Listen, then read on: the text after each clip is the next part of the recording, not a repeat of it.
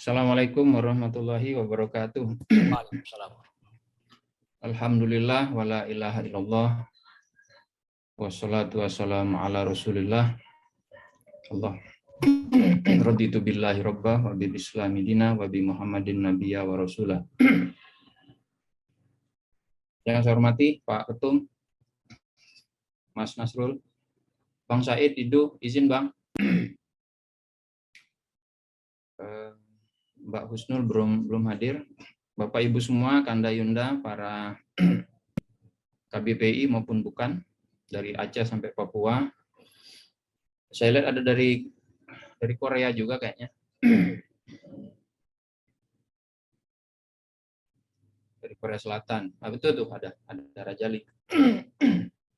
Ya kalau diskusi politik memang KBPI cukup banyak tuh peminatnya. Baiklah, tadinya saya kira saya terakhir ya menanggapi. Tapi diubah sama moderator, nggak apa-apa. Secara ringkas saya sampaikan kembali saja apa yang data-data yang diperoleh oleh Lembaga Survei Indonesia tentang bagaimana sikap publik. Ya.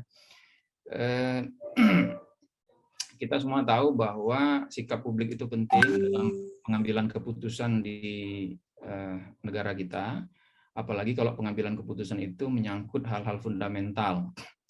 Nah, isu penundaan pemilu ini sebetulnya isu pokoknya bukan di penundaan pemilunya, karena kalau dikembalikan secara teknis penundaan pemilu itu jadi biasa kan, ada dan sebagainya, itu persoalan teknis pemilu. Tapi ini implikasinya adalah pada perubahan sistem ketatanegaraan kita.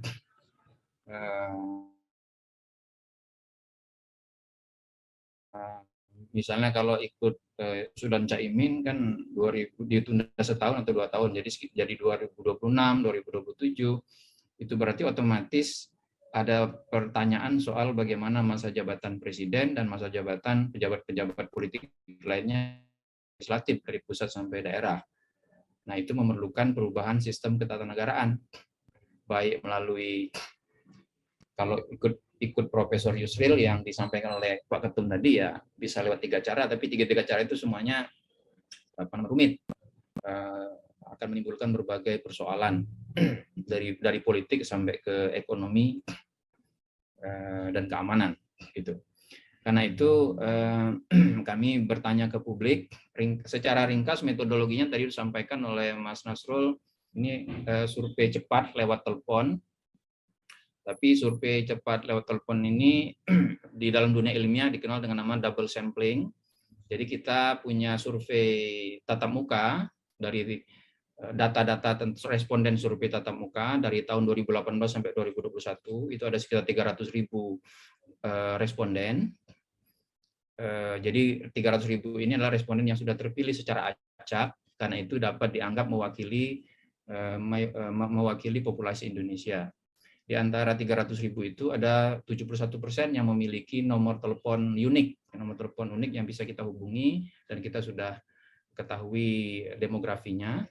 Dari 71% itulah kemudian kita acak kembali sehingga kita memperoleh 1.197 responden yang terdistribusi secara proporsional di seluruh Indonesia, mewakili berbagai karakteristik populasi. Intinya, sampel ini cukup representatif, minimal mewakili 71% para pemilih yang memiliki handphone yang unik, ya, yang kita miliki. Itu kira-kira secara ringkas metodologi. Kalau saya tidak bisa berpanjang soal metodologi di sini. Kalau ada yang mau bertanya silahkan nanti. Ada baiknya saya share ya, Pak Moderator. Saya share beberapa slide, boleh? Boleh. Sudah co-host, Bang. Bisa dilihat? Mohon konfirmasi. Bisa. Oke. Saya langsung ke hasilnya. Ya. Jadi gini, mulai dari sini aja.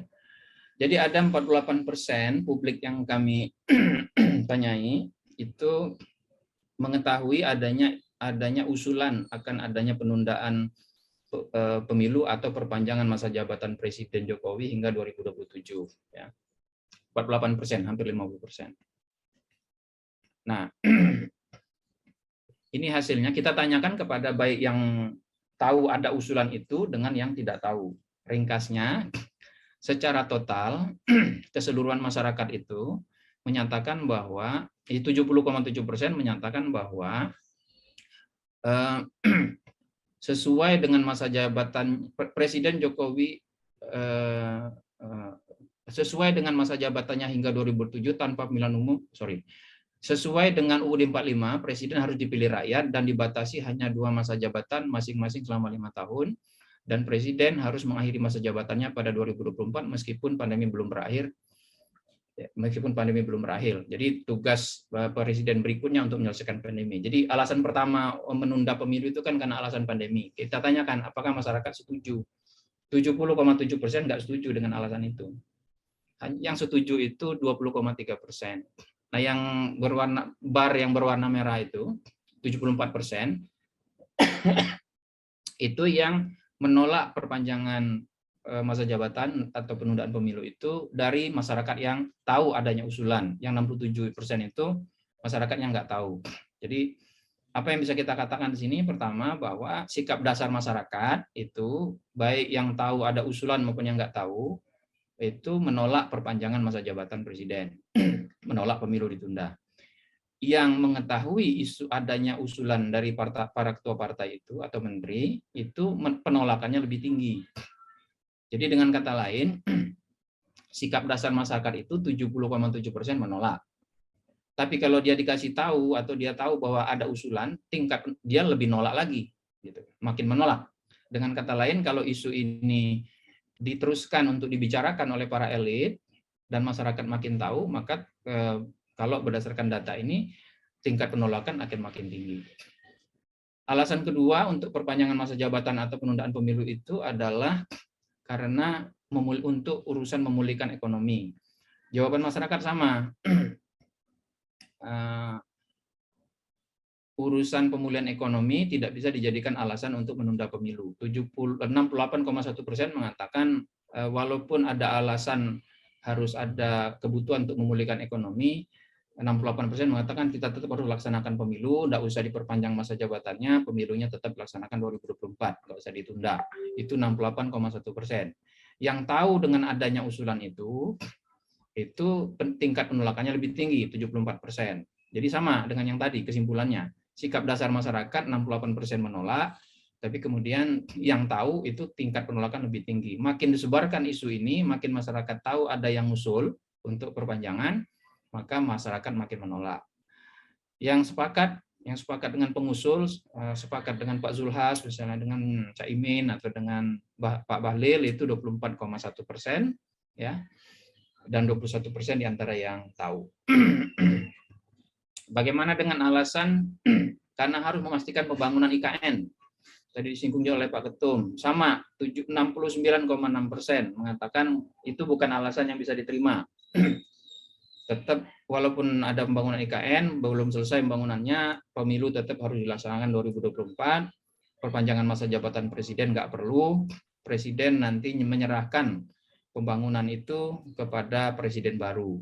Yang tahu tentang adanya usulan ini sama, tingkat penolakannya lebih tinggi. Jadi ringkasnya, tingkat penolakan masyarakat itu mayoritas mutlak gitu, 2/3 lebih, memang ada yang mendukung tapi minoritas. Jadi sikap dasar masyarakat adalah menolak adanya perpanjangan masa jabatan itu. Ada juga kemarin beberapa waktu lalu mengatakan tingkat kepuasan masyarakat pada Jokowi tinggi. Itu dijadikan alasan, Pak Zulhas kalau nggak salah itu. Itu dijadikan alasan untuk menunda pemilu. Nah, memang tingkat kepuasan terhadap presiden di survei ini adalah 66,3%, ya. Ya lumayan cukup tinggi, tidak berbeda jauh dengan Pak SBY di periode kedua. Nah, apakah orang yang puas dengan kinerja presiden itu serta-merta menyatakan mereka menginginkan presiden diperpanjang? Jawabannya tidak. Lihat di sini rata-rata antara 59,6% yang ini yang di tengah 59,6% sampai 63,4% masyarakat yang menyatakan puas dengan kinerja presiden itu antara 59,6 sampai 63,4% menyatakan menolak perpanjangan masa jabatan, menolak penundaan pemilu, dan presiden harus mengakhiri masa jabatannya pada tahun 2024. Yang tidak puas dengan kinerja presiden sekitar 30, katakanlah 35%-an, 30%-an, itu hampir semuanya menolak. Ya, jadi gitu kira-kira petanya. Bahkan yang puas dengan kinerja presiden pun menyatakan menolak. Tingkat penolakan itu merata di seluruh segmen masyarakat, baik gender, usia, etnis, agama, pendidikan, pekerjaan, pendapatan, desa, kota, wilayah, semuanya mayoritas menolak. Yang tingkat penolakannya paling tinggi juga di kalangan masyarakat yang mengakses media lebih banyak, segala macam media.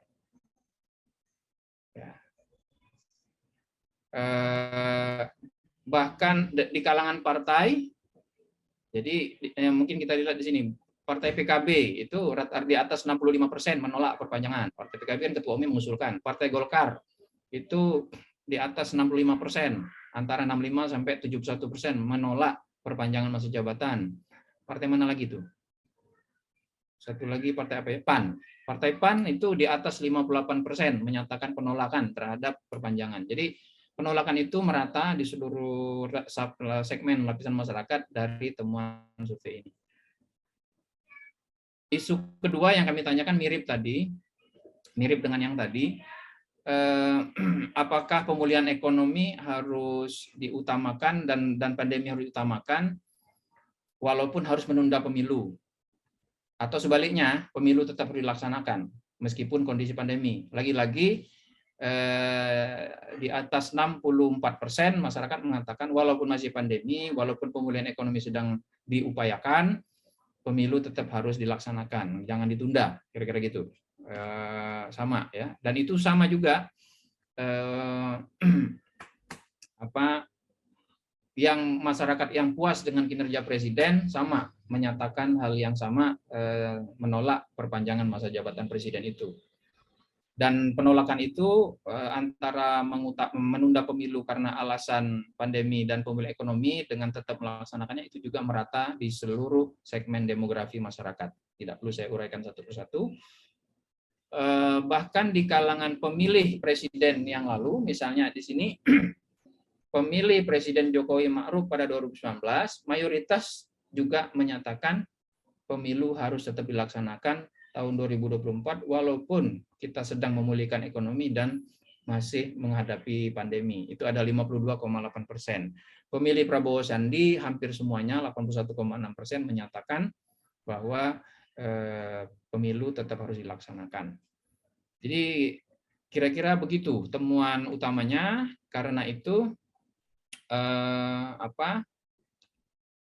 kesimpulan pokoknya adalah sikap dasar masyarakat kalau berdasarkan survei ini adalah menolak perpanjangan masa jabatan atau penundaan pemilu.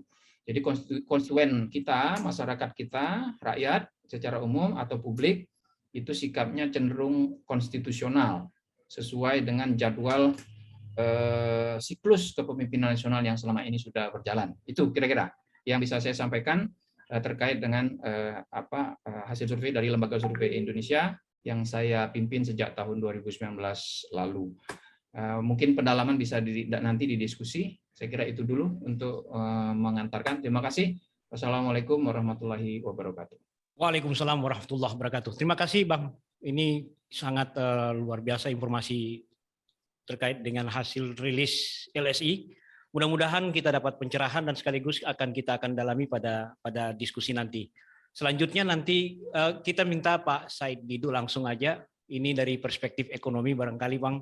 Jadi tadi sudah diantarkan bahwa ini situasinya tentang penundaan maupun penolakan ada rasionalitas dari perspektif ekonominya. Jadi gimana nih Bang? Nanti tinggal didalami lagi. Terima kasih. Assalamualaikum warahmatullahi wabarakatuh. Waalaikumsalam warahmatullahi wabarakatuh. Saya senang sekali diundang bicara karena saya menganggap komunitas keluarga besar pelajar Islam Indonesia ini saya berharap menjadi fondasi untuk menyelamatkan negeri ini saat menghadapi tikungan tajam dan fondasi negara mulai digoyang-goyang oleh pihak-pihak tertentu. Dan saya harapkan keluarga besar pelajar Islam Indonesia tetap konsisten, tidak tergoda kemanapun untuk menyelamatkan negeri ini. Itu harapan saya, dan tetap memegang moto kita, tandang ke gelanggang meskipun seorang.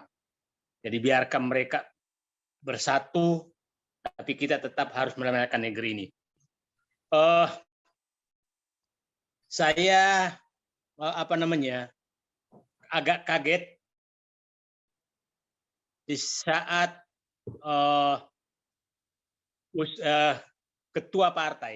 tiga ketua partai menyatakan akan mengusulkan pengunduran pemilu karena alasan pemulihan perbaikan ekonomi.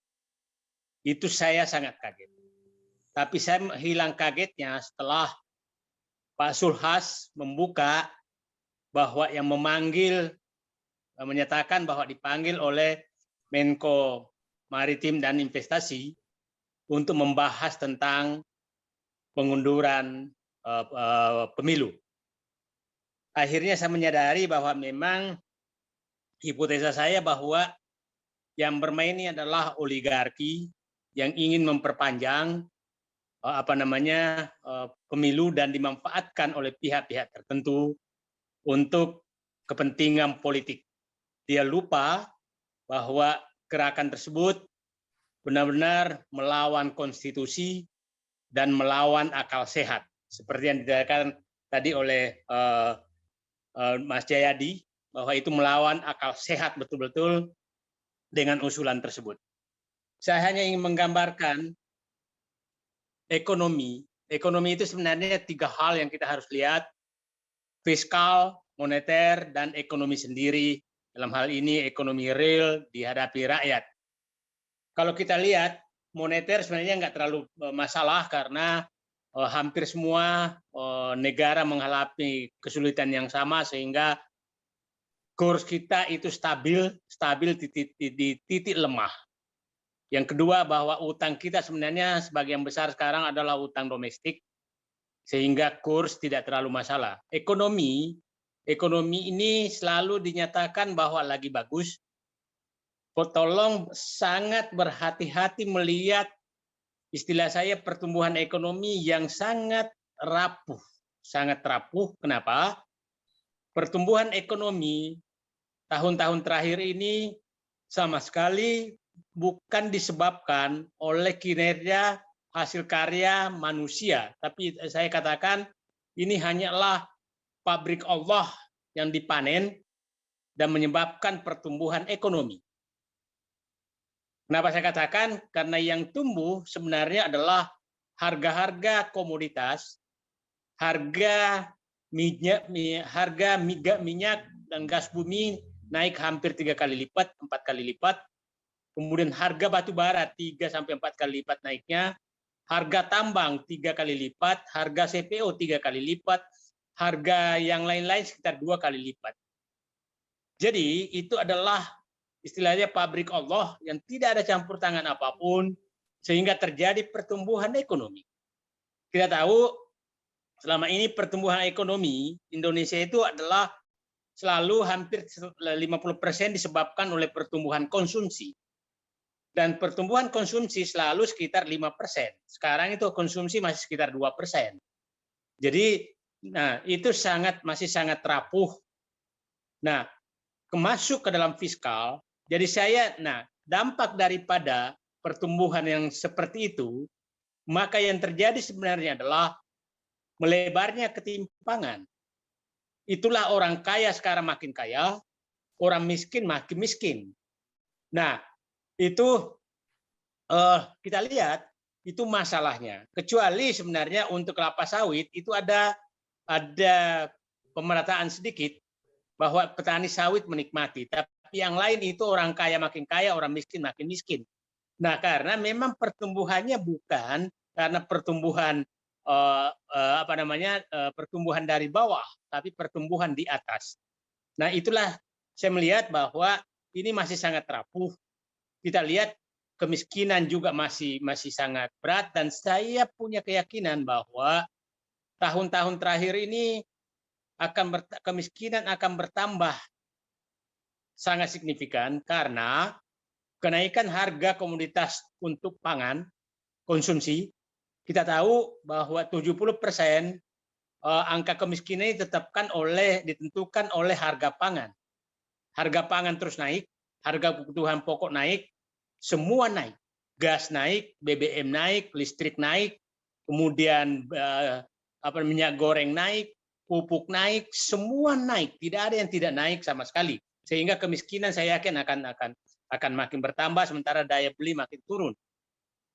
Saya ingin masuk ke fiskal. Ini kenapa saya ingin gambarkan bahwa saya ingin mengatakan hampir tidak ada kaitan pertumbuhan ekonomi yang terjadi sekarang dengan pemerintah. Bukan kerja pemerintah. Itu ada kerjaan, ya Islam saya katakan pabrik Allah. Tidak ada kebijakan apapun yang menyebabkan atau menjadi pemicu naiknya harga CPO, naiknya harga sawit, CPO, naiknya harga batu bara, naiknya harga. Tidak ada sama sekali. Itu adalah mekanisme pasar internasional yang terjadi bukan karena kebijakan pemerintah. Jadi kalau ada yang menyatakan bahwa pemunduran pemilu dalam rangka pemulihan ekonomi, tidak juga. Malah menurut saya, mohon maaf, saya katakan harapan publik terhadap pemulihan ekonomi oleh pemerintahan sekarang hampir habis. Kenapa saya katakan hampir habis? Pertama, indikatornya, hampir semua janji-janji investasi yang dikatakan akan masuk dari Uni Emirat, dari macam-macam, faktanya tidak ada yang masuk. Bahkan jalan tol layang Jakarta Cikampek sudah dikasih nama MBZ, Muhammad bin Zaid, MBZ itu, tapi duitnya juga nggak masuk. Nah, beberapa hari lalu, Pak Marinvest 3 hari lalu berkunjung ke Arab Saudi menyatakan bahwa bersedia membantu pembangunan ibu kota negara. Saya masih ingat betul bagaimana Raja Arab Saudi tahun 2015 ketemu Presiden Jokowi dan menyatakan akan membangun kilang minyak di Indonesia. Itu Raja Arab Saudi. Tapi apa yang terjadi? Janji-janji itu tidak terwujud karena mereka dikecewakan oleh pemerintah Indonesia. Pada saat itu Presiden lebih memilih bekerja sama dengan Rusia dan membatalkan dengan Arab Saudi. Akhirnya Arab Saudi kan membangun di Cina dan Malaysia, bukan di Indonesia. Dan saya punya keyakinan kepercayaan mereka juga seperti itu. Dan harus diingat bahwa hampir semua tidak ada pihak yang mau berinvestasi di ujung-ujung masa jabatan, masa pemerintahan. Itu nggak ada. Jadi itu ya berkali-kali saya pikir pemerintah selalu menyatakan akan masuk investasi dari negara ini, negara ini, negara ini. Faktanya tidak ada. Fakta yang kedua bahwa memang investasi tidak terlalu menarik. Sekarang perusahaan besar multinasional yang bergerak di migas itu meninggalkan Indonesia. Tapi mungkin juga karena dia tidak melihat objektivitas lagi pengambilan kebijakan. Bagaimana perusahaan-perusahaan dari Cina dengan gampangnya mendapatkan izin pertambangan, mendapatkan fasilitas bebas pajak, mendapatkan proyek-proyek besar seperti kereta api cepat dan mengusir negara lain. Jadi mereka juga berpikir ini ada ketimpangan dalam tidak objektifnya dalam memilih kebijakan untuk memilih investasi. Nah, saya ingin masuk sekarang ke fiskal. Fiskal kita, saya ingin sampaikan, fiskal kita sangat-sangat berat sekarang. Total utang kita sekarang, utang itu utang pemerintah, utang BUMN, dan utang Bank Indonesia, perkiraan saya sekarang sekitar 14.000 triliun. 14.000 triliun. Jadi Kalau PDB 18.000 triliun itu sudah sekitar 85-87% dari PDB. Nah, selalu menyatakan bahwa utang yang rasional 60% dari PDB. Itu yang selalu dipakai, digunakan. Nah, sekarang kita lihat bahwa sekarang jadi saya perkirakan kalau pemerintahan ini berlanjut dengan karakter mengelola fiskal seperti ini, dengan menambah terus utang demi mengejar proyek-proyek pencitraan yang tidak layak, perkiraan saya kalau ini berlanjut terus maka 2024 perkiraan utang yang ditinggalkan pemerintahan ini, utang publik, itu perkiraan saya mungkin sekitar 17.000, 18.000 triliun. Itu kalau diteruskan. Nah, karena di BUMN utang juga cukup besar. Saya katakan tadi utang BUMN itu hampir 7.000 triliun juga, utang pemerintah 7.000 triliun. Nah, saya masuk ke fiskal sekarang. Fiskal kita sekarang sangat-sangat berat. Kenapa sangat berat? Karena pembayaran utang dan cicilan utang sudah, istilah saya, sudah sangat berat. Tahun ini sekitar mendekati 900 triliun. Tahun depan, tahun 2021 maksud saya, tahun 2022 perkiraan saya mungkin 900 sampai 1.000 triliun. Kalau 900 sampai 1.000 triliun, maka berarti hampir 50% dari pendapatan negara 2.000 triliun, sekarang karena kenaikan pendapatan negara tahun 2021 itu naik tinggi menjadi sekitar 2.000 triliun karena kenaikan batu bara, gas, minyak, CPO, dan tambang. Serta adanya keuntungan perbankan. Jadi bukan karena kalau harga itu kembali turun, maka ekonomi langsung turun juga, pendapatan negara juga turun. Nah, coba bayangkan kalau utang 50% dari pendapatan negara sudah dipakai untuk bayar utang, maka akan menghadapi istilah saya krisis fiskal yang sangat berat. Saya Bapak-bapak dan Ibu, saya bisa gambarkan kalau 2023 terjadi bahwa Perpu Undang-Undang Nomor 2 Tahun 2020 yang membebaskan pemerintah menambah utang sebebas-bebasnya, maksudnya di atas 3%. Kalau itu 2023 menurut Undang-Undang Nomor 2 Tahun 2020 bahwa nanti maksimum defisit itu sekitar hanya maksimum 3%. Kalau dari PDB. Kalau saya ingin menyatakan bahwa semua defisit ditutupi dari utang dan PDB sekitar 18.000 triliun, maka utang hanya boleh ditambah sekitar 500 triliun. Kalau pendapatan negara tetap sekarang 2.000 triliun, maka berarti ada uang 2.500 triliun, yaitu pendapatan negara ditambah utang. Tidak boleh lagi dari tempat lain, 2.500 triliun. Nah, pengeluaran kita seperti apa? Pengeluaran kita sekarang itu untuk bayar utang kira-kira 900, saya anggaplah 900 triliun. Maka 2.500 tinggal 1.600 triliun. Transfer ke daerah sekitar 800 triliun. Jadi tinggal 600 triliun.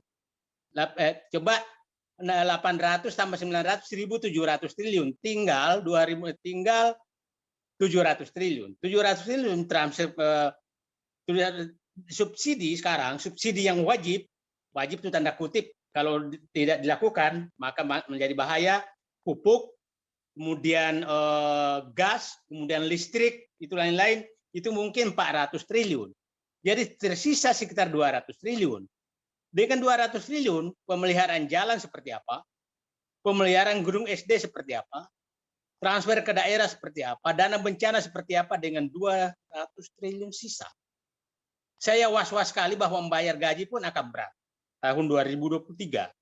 Nah, bagaimana logika bahwa pemerintah menghadapi persoalan ekonomi dan fiskal yang sangat berat, malah mengusulkan pengunduran pemilu.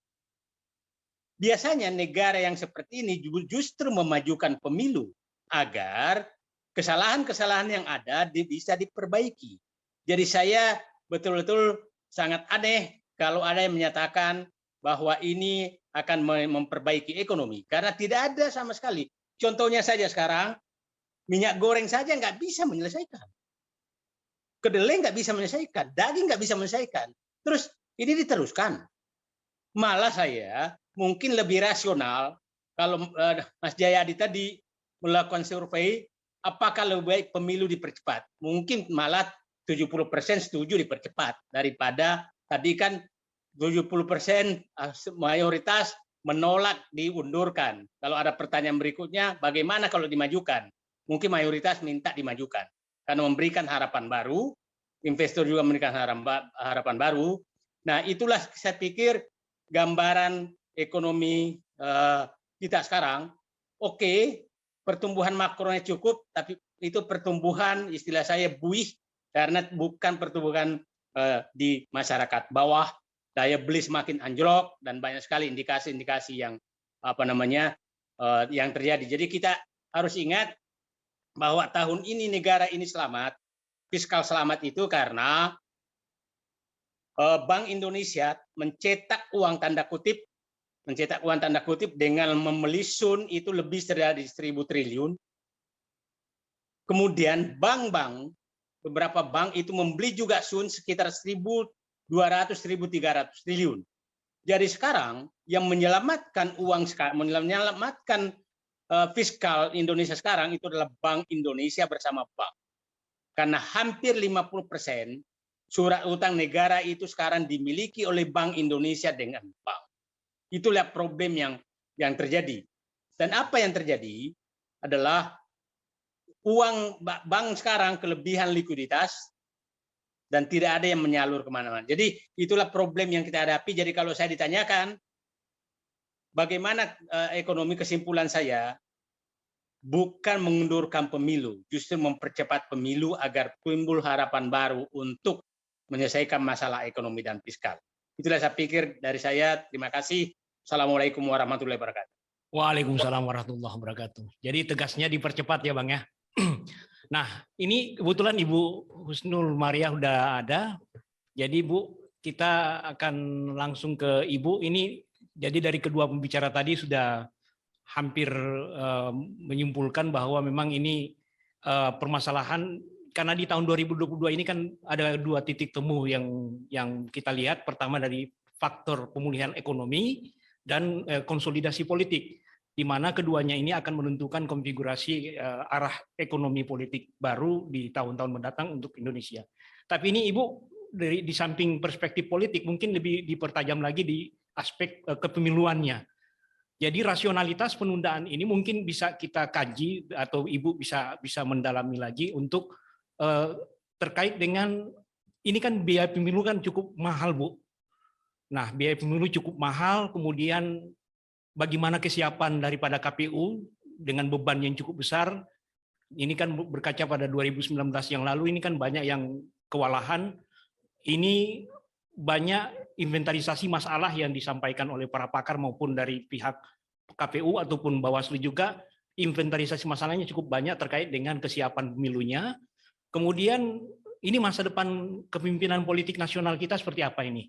Apakah akan terjadi, kalau misalkan terjadi penundaan, itu rasionalitasnya apa? Kalaupun terjadi tepat waktu dengan kondisi objektif itu, apakah akan terjadi perubahan yang sifatnya substantif atau hanya sekedar formalitas? Mengingatkan cukup mahal Bu. Jadi kalau dana yang cukup besar hanya menghasilkan kepemimpinan nasional yang itu aja ataupun yang tidak berkualitas, ini dikatakan mubazir kan. Jadi kalau misalkan kita dikatakan mubazir berarti ini temannya setan. Jadi gimana Bu? Kalau misalkan dipercepat, kalau ditetapkan 2024 sebagai tahun pemilu dan tidak diperpanjang, maka gimana ini dalam perspektif pemilu maupun dalam perspektif politik? Silakan Bu.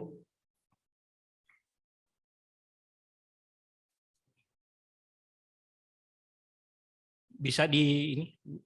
Oke.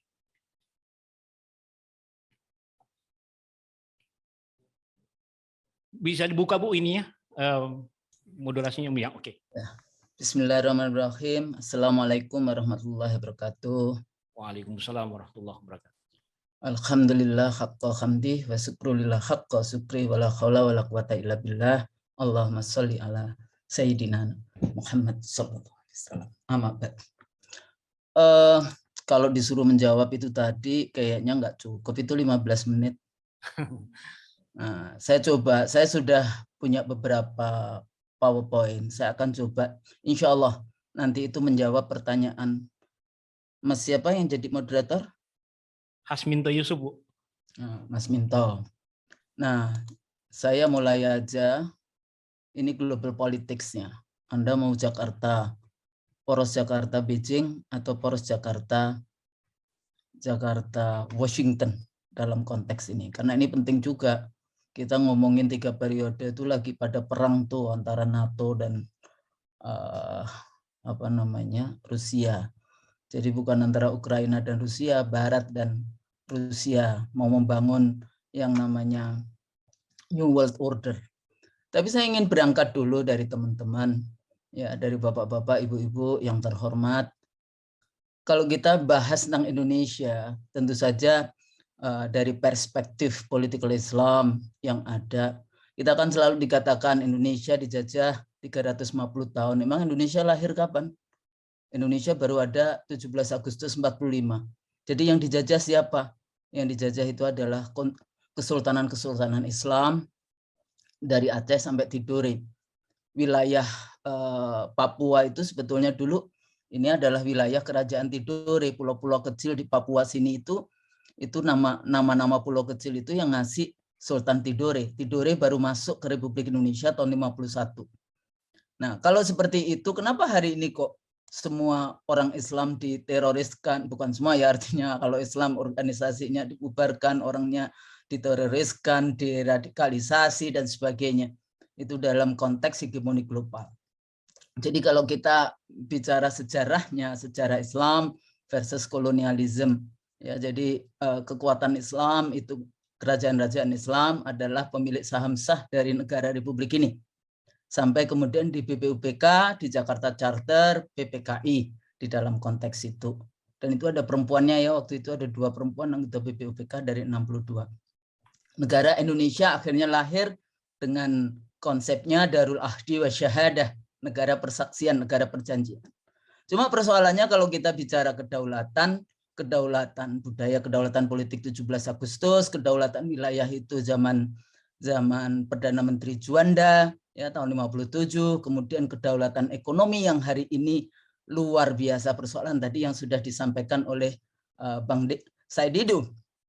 1% penduduk menguasai 49% kekayaan. 10% penduduk menguasai 75% kekayaan, 72% tanah dikuasai oleh 1% penduduk. Pertanyaan saya, ada nggak di antara 168 orang ini yang punya tanah sampai 9 juta hektar misalnya? Nah itu ada. Mereka juga bikin, kemudian pertanyaan saya misalnya Metro TV siapa yang punya? Selalu biasanya dibilang yang punya adalah si siapa namanya Nasdem. Bukan, itu punyanya para bandar itu, 9 naga itu. Dalam konteks itu. Nah, kemudian kedaulatan kita hari ini kemana? Saya selalu bilang kedaulatan negara ini hari ini sudah dijual dengan harga murah kepada asing dan asing tanpa rasa malu. Nah ini jadi persoalan juga secara politik. Gimana kita membacanya? Politik post 411, 212, bahkan sekarang dosen kalau ngomongin 212, 411 udah dianggap radikal dan sebagainya. Dan sekarang juga ada daftar ulama yang radikal dan sebagainya. Mudah sekali. Padahal itu adalah policy dari Washington setelah 9/11, war on terror, proyeknya terorisme. Kalau negara tidak mau ikut di dalam perang war on terror, maka negara Anda dianggap teroris itu sendiri. Kemudian perubahan politik ke Obama, kemudian diubah. Mereka bicara tentang counter violence extremism. Apa proyeknya? Deradikalisasi. Pertanyaan saya, dana deradikalisasi dari USAID atau dari OSAID itu larinya kemana? Hanya kepada kelompok Islam. Jadi ini setelah setelah glasnost perestroika, setelah jatuhnya komunis, maka Islam menjadi kekuatan yang ingin ya. Indonesia adalah the most populous Muslim country in the world. Negara yang jumlah penduduk muslimnya terbesar di dunia. Tapi polisinya apa? Ya, kekuatan oposisi nggak ada. Senayan nggak bunyi. Non parlemen ada, ya, HRS, tapi ditangkap. Ada kasus kilometer 50 dan sebagainya. Nah, persoalannya kalau kita bicara tadi ya dekonstruksi, tentu saja posisi misalnya presiden. Kalau saya dulu jadi anggota KPU, itu kalau menentukan tanggal, itu nggak berani itu melawan yang namanya apa yang ada dalam konstitusi. Jadi nggak usah, tapi surveinya kan menghasilkan bahwa 70% ini. Melakukan survei seperti itu aja menurut saya nggak etis. Apalagi untuk kepentingan rezim saat ini. Hanya karena rezim ingin membuat satu, memperpanjang, menunda, memperpanjang jabatan dari 2 periode menjadi 3 periode, atau menunda tanpa pemilu. Tapi kan saya waktu itu bicara juga, waktu diundang oleh kelompok MPR, saya bilang, tapi enak ya, DPR-nya juga bisa kipas-kipas. Jadi nggak cuma eksekutif yang diperpanjang. Oh enggak Bu, ini. Ya, bisa nggak Anda seperti itu? Untuk apa? Nggak takut nanti hisabnya di akhirat pada saat yaumul hisab, bagaimana perjanjiannya dan sebagainya. Apalagi Anda menang dengan cara halal nggak? Nah, kalau saya tanya kayak gitu, Bintek terakhir bulan Januari, DPRD ada 2 tuh yang masih ngotot. Saya bilang, Pak, Bapak Muslim nggak? Muslim. Percaya bahwa dengan rukun iman? Percaya. Percaya dengan qada dan qadar? Percaya. Kalau percaya Pak, sudah ditulis itu nasib Bapak menjadi anggota DPRD. Kenapa mesti harus menyuap? Ya, karena Bapak imannya kiwir-kiwir. Saya bilang kayak gitu. Nah ini jadi persoalan juga, padahal prinsip pemilu itu free and fair. Bebas dan jujur. Itu prinsip pemilu ala Barat, non-Islam. Ya, kalau saya mengajarkan pemikiran politik Barat itu dari zaman Yunani kuno, lompat ke Saint Augustinus 350 tahun sebelum Masehi, lompat ke Saint Augustinus Roman Katolik, lompat lagi ke Rousseau 1700, 1600, 1700-an. Terus di antara itu emang nggak ada negara. Padahal ada zaman Rasulullah, zaman ada Al-Farabi, ada Mawardi, ada Ibnu Taimiyah, ada Ibnu Khaldun dan sebagainya seperti itu. Ya. Fungsi negara utama, kata Al-Farabi, adalah mensejahterakan rakyat dan membuat rakyatnya bahagia. Nah, jadi kalau kita lihat seperti itu, Rousseau misalnya, kan yang pakai Rousseau. Rousseau itu Katolik Barat, yang dia pemikiran tentang kontrak sosial, tapi 500 tahun sebelumnya Al-Mawardi sudah bicara tentang itu. 500 atau 600 tahun sebelumnya, tentang kontrak sosial. Padahal Rousseau matinya bunuh diri. Nah ini Anda harus mengajarkan pemikiran orang Barat yang non-Muslim dan terakhir hidupnya nggak karu-karuan kayak gitu. Giliran kita mengajarkan yang Islam, dianggap radikal. Jadi nilai-nilai itu di dalam konstruksi negara dalam Pancasila. Tapi ya, civil Islam. Tapi kalau kita hari ini dianggap radikal. Ini 9 naga. Kalau tambahin 10, 1 itu si Khairul Tanjung. Tapi saya masih bertanya itu. Mungkin Bang Said Didu tahu tuh. Duitnya dari mana? Nah, tapi dunia ada nggak sama juga. Ini 8 orang yang terkaya di dunia. Jadi kalau balik lagi, kalau ngomongin pemilu, balik pemilu 2019. Ya. Tragedi Mei 21-22, Bawaslu 10 yang ditembak.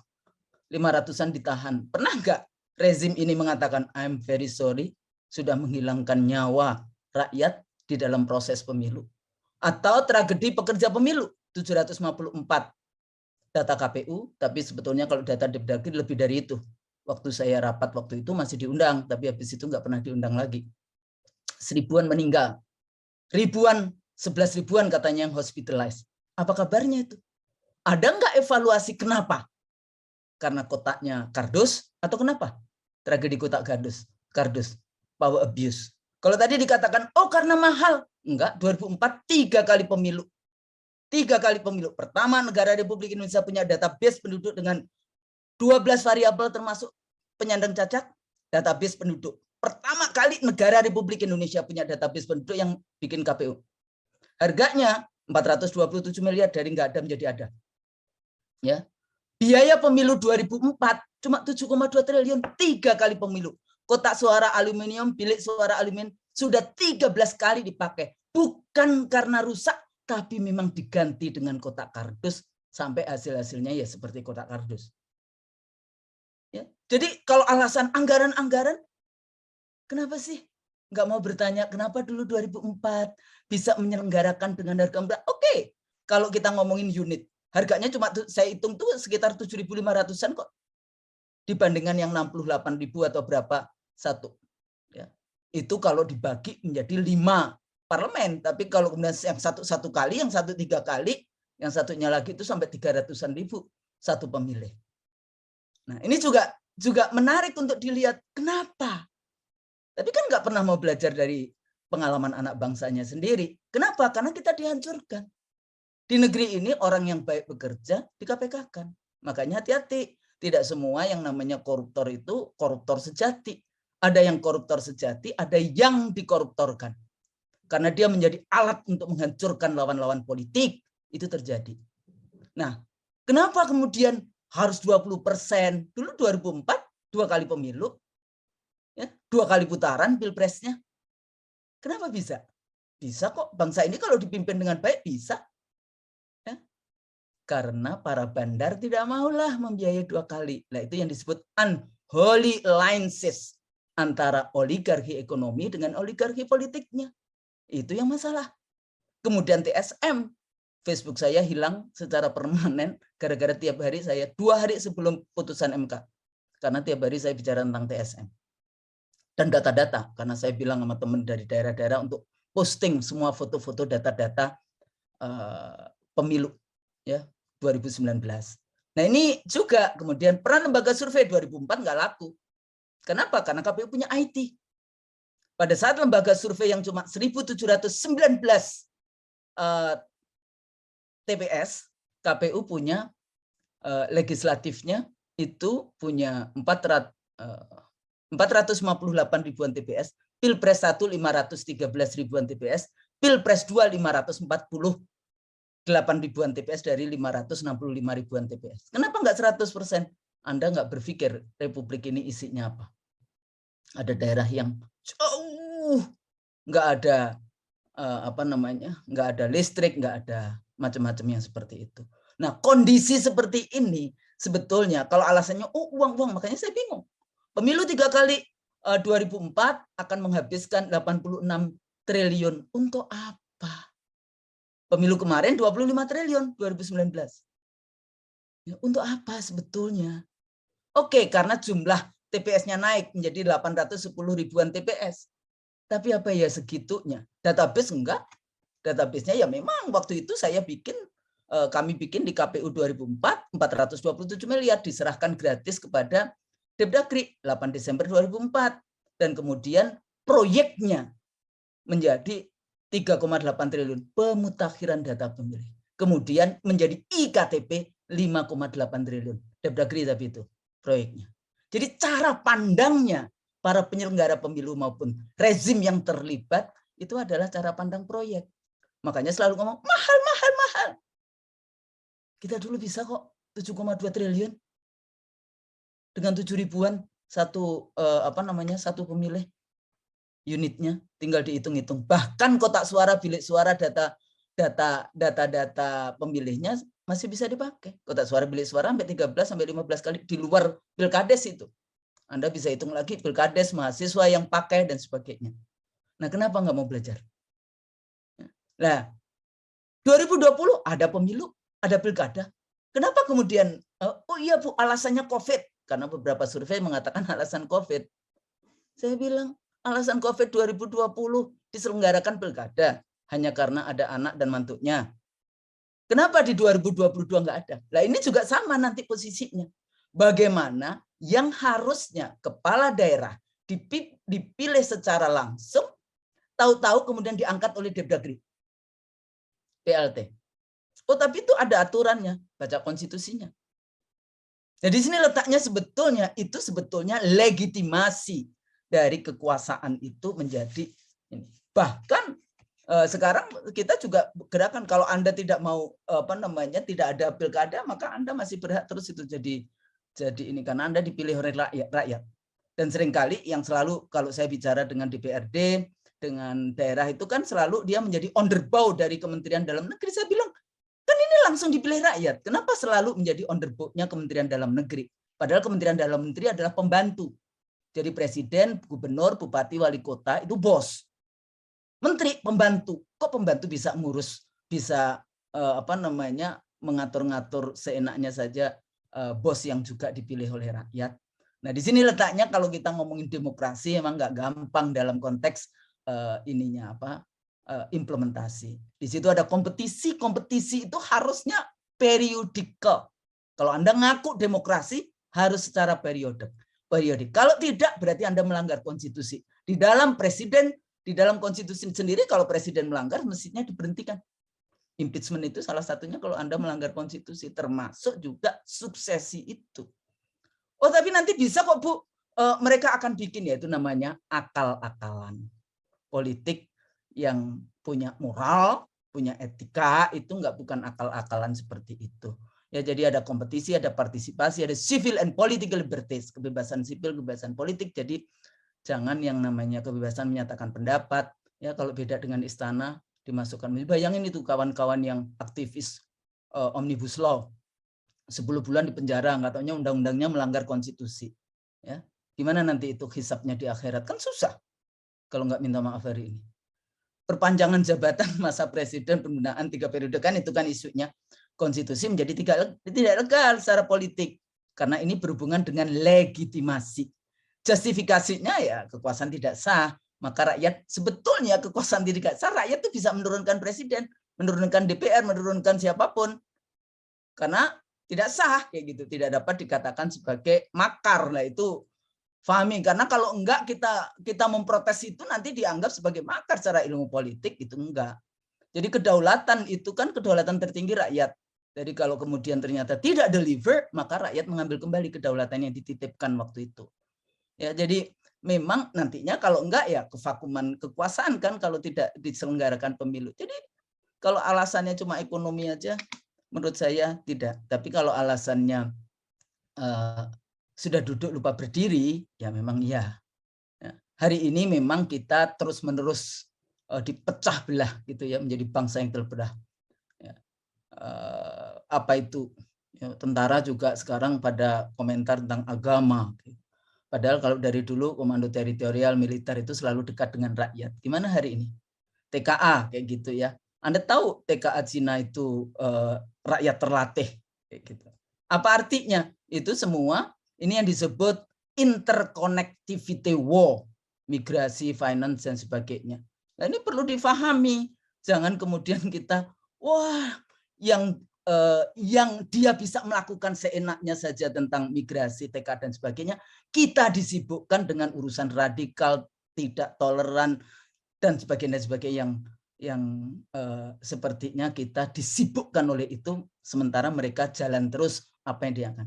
Dan kalau dilihat tadi Bang Said, kenapa kemudian kebijakan-kebijakan pembangunan kita itu dikoneksikan dengan obor? Bahkan saya katakan IKN, perpindahan ibu kota, itu menurut saya debt trap-nya Cina, obor, itu sudah jalan. Ya, jadi ini jadi masalah IKN, kereta cepat, industri biodiesel ini yang gara-gara hilang semuanya. Nah, itu ada laporan, tadi saya mencoba untuk baca laporan di DPR. Jadi, so what? Kalau pemilu nggak halal, percaya, nggak akan barokah. Saya dulu waktu jadi anggota KPU, yang paling saya takut itu. Saya selalu mengatakan, jangan sekali-kali kalian anggota KPU berani-berani memindahkan suara. Ya, kenapa? Saya nggak bisa ngawasin kalian. Tapi ingat, sebelah kanan, sebelah kiri Anda. Dicatat itu. Dan kalau Anda yang tulis sendiri, di screenshot itu sama malaikat. Udah nggak nyatet lagi, di screenshot, set, Anda yang tulis sendiri. Ada nggak kejadian yang ada? Mereka 4 anggota KPU dengan sekretarisnya naik pesawat mengubah itu. Makanya di pleno KPU saya katakan, untuk ini, dapil ini, di MK KPU nggak usah menang. Apa yang terjadi? Gimana sih Bu, kok KPU nggak bisa menang? Karena saya tahu terjadi yang namanya pelanggaran dan penggantian suara. Itu yang dulu saya takutkan. Kenapa kita punya ID? Kenapa mahasiswa-mahasiswa yang berada di kecamatan? Nggak ada, setelah itu nggak ada. Yang namanya data IT sampai kecamatan nggak ada. Itu hanya 2004 dulu. Karena saya takut itu. Bagaimana nanti di akhirat? Kalau tahu-tahu kita sudah mau masuk pintu surga, tahu-tahu malaikat, saya dulu dipindah-pindahkan suaranya sama anggota KPU, terus gimana? Ya di situ. Makanya kita dulu sampai gerakan membaca Al-Fatihah katanya, Bu, orang semua tahu kalau saya Muhammadiyah. Bu, kok NU sekali gerakan? Emang cuma NU yang baca Al-Fatihah. Kadang-kadang ya lucu-lucu yang seperti itu. Nah ini penundaan jelas melanggar kesepakatan suci dalam konstitusi. Menghilangkan rahmat dan barokah Allah kalau menurut saya.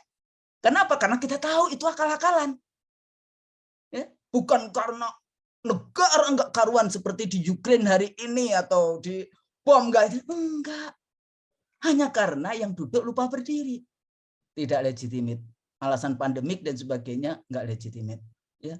Akan terjadi kegaduhan terus. Create kegaduhan terus. Akhirnya kita lupa mempersiapkan yang tadi pertanyaan. Mempersiapkan bagaimana mempersiapkan yang namanya ke depan. Ada 7 kekuatan politik global, korporasi, ya, international finance, White House, Kongres, Pentagon, media, intelektual. Nah, pertanyaan saya cuma satu. Ini sekarang posisi intelektual di mana? Ya, jujurlah, jangan mau dijadikan alat untuk mengkampanyekan, mengkhutbahkan apa-apa yang nggak benar kayak gitu.